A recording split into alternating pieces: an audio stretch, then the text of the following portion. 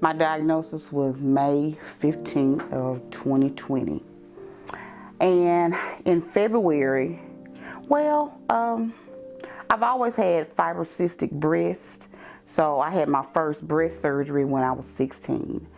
And when I found the lump in 2019, in my mind, it's just another fibroid. You know, there's no sense in going to the doctor and getting it checked out or anything. But it kept growing on my left breast. So my daughter and my niece were very concerned about it because it had got to be about this big under my arm and then going down into my left breast. So in February, I went to my PCP. She sent me over to Watley Breast Center for a mammogram. I had the mammogram, then I had to go in and have a needle biopsy. So the radiologist, just assumed, that it was just another fibroid. We're going to refer you over to a surgeon because it's so large. I know you want to just go ahead on and just get it out. So I went over to Beth Peterson over at Coleman Carney. She scheduled me for surgery. Then COVID hit. So everything was shut down, no elective surgeries or anything. And around the end of April, I got a call back from Dr. Peterson's office to schedule my surgery for the 5th of May. So we were just going in, just thinking it's just another fibroid. And I got over there, and instead of having a lumpectomy, I had a partial mastectomy. So they sent it off, and on the 15th of May, she called me and she told me that it was malignant, it was cancer. And she went through this long spiel. All I heard was the word cancer. I didn't hear anything else she said.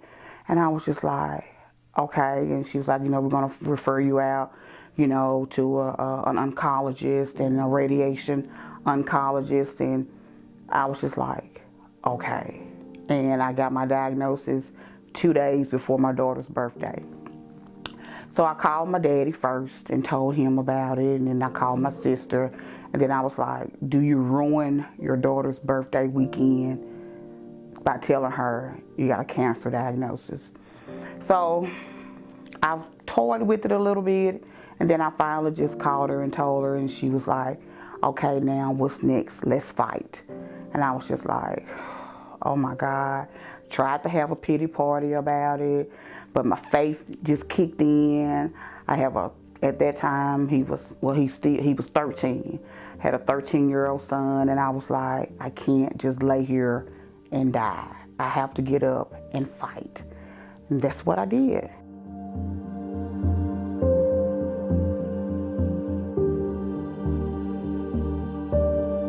Had my first oncology appointment in June, started my radiation in September because, like I said, COVID and everything was going on, and it was just a lot of things going on with them trying to get me in, and I had to go to U.S. At first, they thought I was going to be able to do everything in Texarkana, but because of my insurance, I couldn't do anything in Texarkana, so I had to go to Hot Springs to Dr. Barani in Hot Springs for my oncologist, and then I had to go to Dr. Harrell at UAMS for my radiation.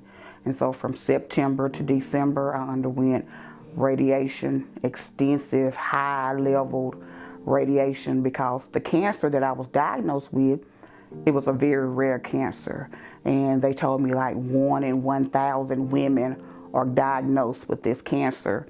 And it was called a phyllodes tumor. And they really didn't have a real direct way of treating the cancer.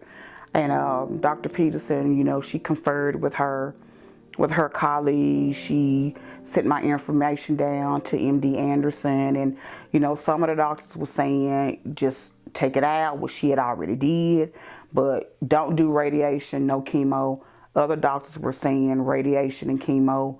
So it was just up in the air because there was no straightforward way of treating the type of cancer that I had. And Dr. Peterson told me that in her practice, she only had one other lady beside myself that was diagnosed with that type of cancer. So I underwent the radiation, and it was very, very, very hard on me. I got second and third degree burns from the radiation. It was horrible. But like I said, I had to kick in with my faith and just believe and trust that God was going to heal me, and that's what he did. I go every 3 to 6 months for a mammogram. I'm still being seen by my oncologist. I'm still being seen by the radiation oncologist and my surgeon. So I think that's going to be the course of action for a while now, because the last mammogram showed another small mass in my left breast. So they're watching it very closely to make sure that it doesn't come back. It's a battle, because when you hear the word cancer, you immediately think about death. And I had a daughter who had just graduated from college, just starting her life out, and a 13-year-old son. And I was like, it's not fair, for, if by some chance God decided to take me away, it's not fair for her to have to raise a 13-year-old brother. So in my mind, I had to get up and push myself and fight and keep reminding myself, of the promises of God. And it's just emotionally and mentally, I was depressed many days. I cried many days, because it's just the unknown of what's going to happen, But I just had to just shake it off and, try not to let my kids see me cry, because the radiation was really rough. The pain, I still have a lot of nerve pain and nerve damage. I have lymphedema in my left arm, so I'm still dealing with all of the after effects of the radiation and things of that nature. Before, you would hear people say, I'm hurting, and you're like, God, every time you turn around, he or she, they're complaining about being in constant pain. And now I understand what they're saying. It is a constant pain. Some days it's better than other days. Monday morning, well, actually Friday morning, when I woke up, I had absolutely no pain. And it has not been that way in a long time. And I just said, well, God, I thank you. And I thank him even with the pain, because I'm still here on this side.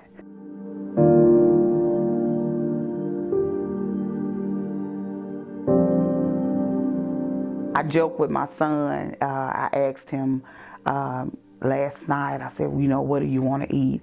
And he was like, Mom, you haven't cooked in over a year. I'll go in here and fix me something to eat, and it kind of hurt my feelings, because I really haven't felt like doing it. But it's just like, he's just stepped in there and, with the cooking, the cleaning, the washing, everything. And he's 14 now. So, it's just like he just took over. And my daughter has been very supportive. My church family, my dad, my sister, just everyone. It helped a lot. It helped a lot. Even though I didn't tell a lot of people, especially within my church family, it was only like a select few that knew. And those select few just jumped in there. And it was like, what do you need me to do? I mean, they from food to cash apping to taking me back and forth to my treatments. I didn't want or need anything, Everyone just jumped in there and just done it. My faith in God is really strong. And even if I did not have my church family, I still had my family, my dad, my sister, my daughter, my son, my nieces and my nephews. Everyone was just, I come from a family that has real strong Christian values.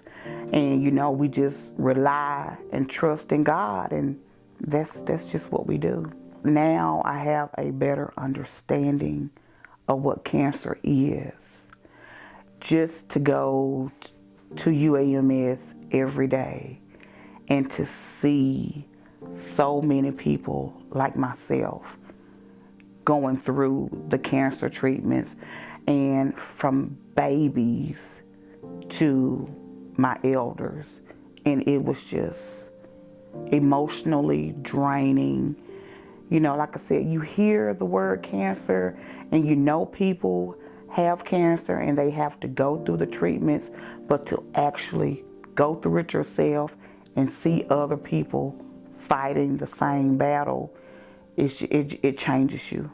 It just changes your whole aspect, your whole outlook on everything. If you had to go through it by yourself, the mental and the emotional and the physical toll that it takes on your body, I don't think anyone could make it. You know, you have to have a strong support system. And I couldn't imagine it going through it without my dad, without my sister, my daughter, you know, my church family, everyone was awesome. You have to have that support system. I can't imagine, you know, going. And then when you're going through it during COVID and you have to go in for your treatments by yourself, your loved one has to sit outside in the car. You're going to your oncology appointments. You're going to your radiation oncology appointments, and no one was allowed to go in with you. And they're giving you all of this information. And you're hearing it, but you're not hearing it because it's just so much information to take in.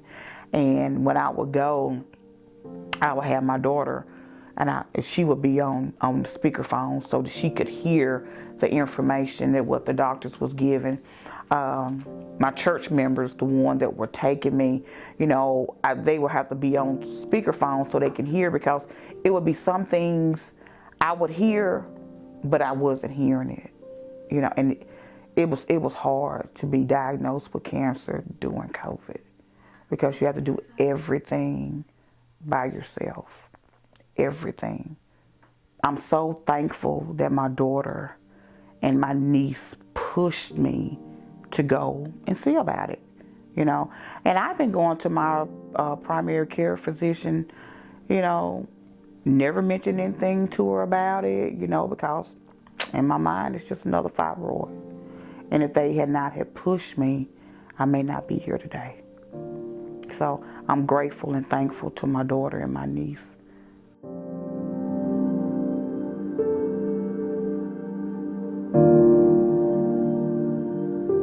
It's like a club, you know, and you get attached to when you go in for your treatments. You know, you're coming in, or we're in the changing area, and we're sitting there talking, and you know, about, you know, what type of cancer you have, you know, whether or not you had to undergo chemo, you know, is this your first radiation treatment, you know, how was the chemo, did you lose your hair? And that was my biggest thing, you know.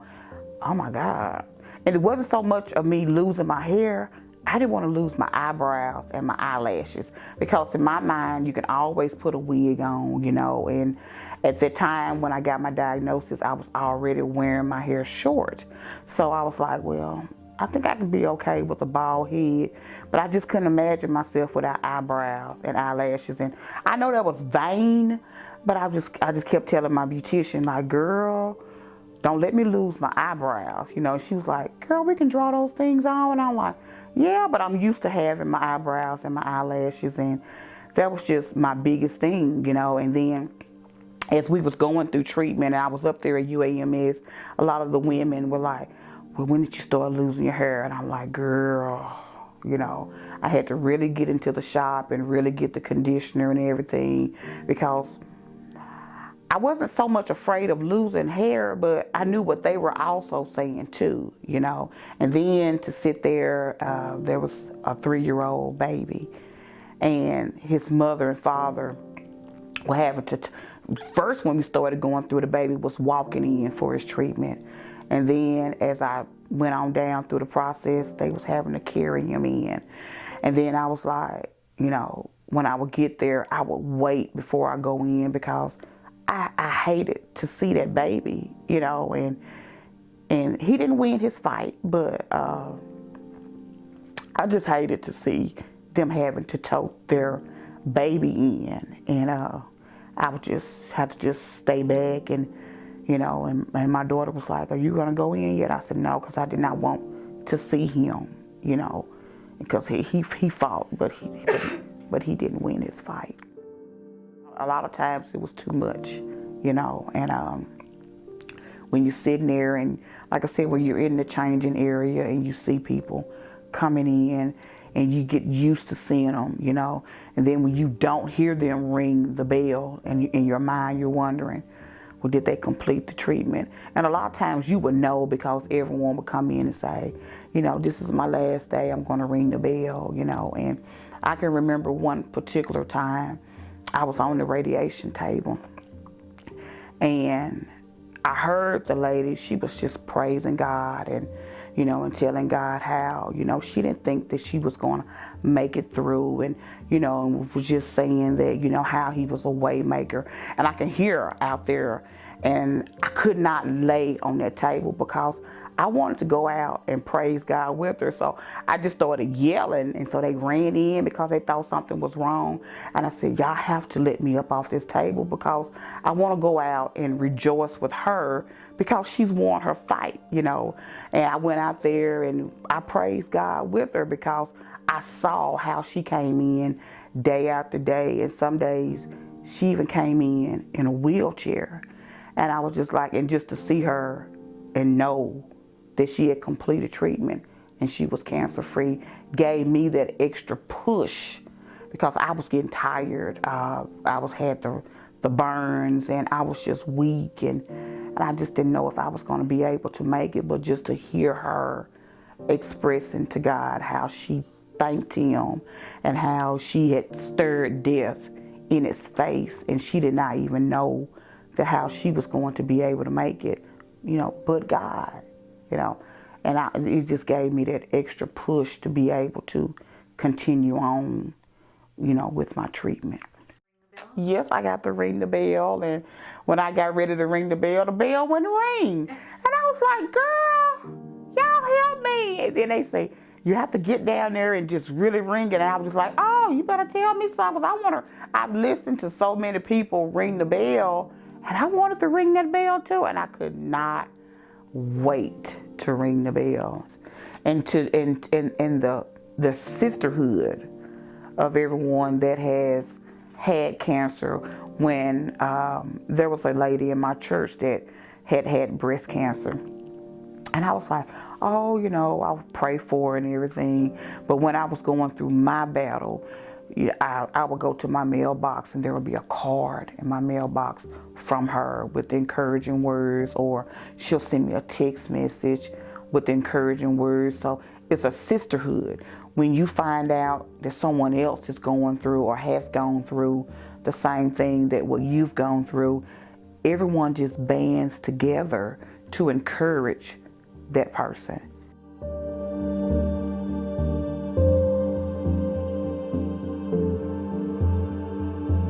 I don't take anything for granted now.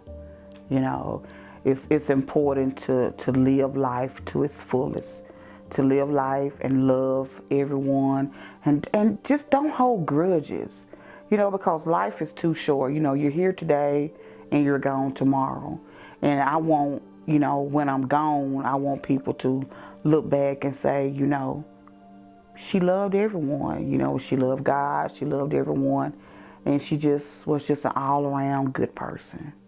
So, until you're faced with death, and we all know that one day we're gonna have to leave this earth. But to know that you may have to leave it prematurely because of a disease, it'll give you a whole different perspective on life. You just have to live life to the fullest. Wake up every day and do everything you can that day. Don't worry about the next day or next week, but concentrate on that day and being the best person that you can be that day. Don't take life for granted.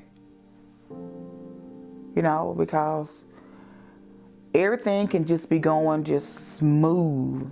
And then, God will say, not right now. Got something for you, I liken it to like a test of my faith, And when I came out on the other side of it, I was stronger because I realized there were some things that God wanted me to do that I had not been doing. And He humbled me, and I realized that, there's things that He wants me to do that I have not been doing, and that He had a plan for my life, and that is the reason why I'm still here today.